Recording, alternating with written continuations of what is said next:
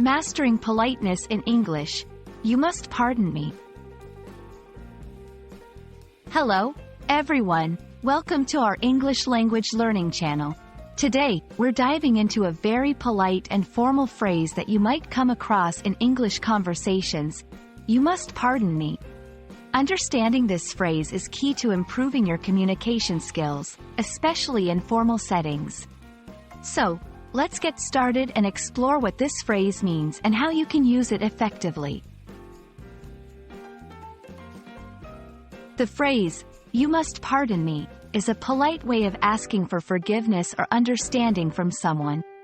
It's used in situations where you might have made a mistake, caused a slight inconvenience, or need to leave a conversation or place suddenly.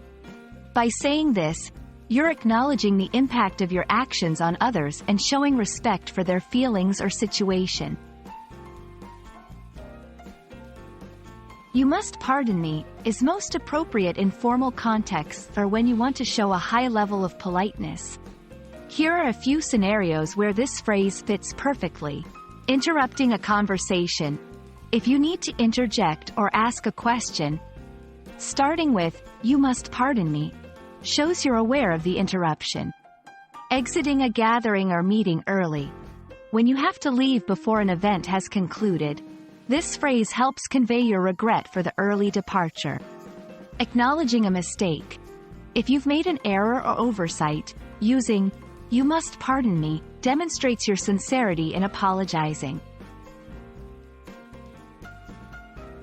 While "you must pardon me" is highly polite, there are other phrases you can use in different contexts that might feel more natural or less formal.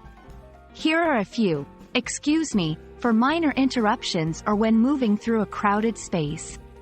"I'm sorry," for direct apologies in both formal and informal situations. "Please forgive me," when seeking forgiveness for more significant mistakes.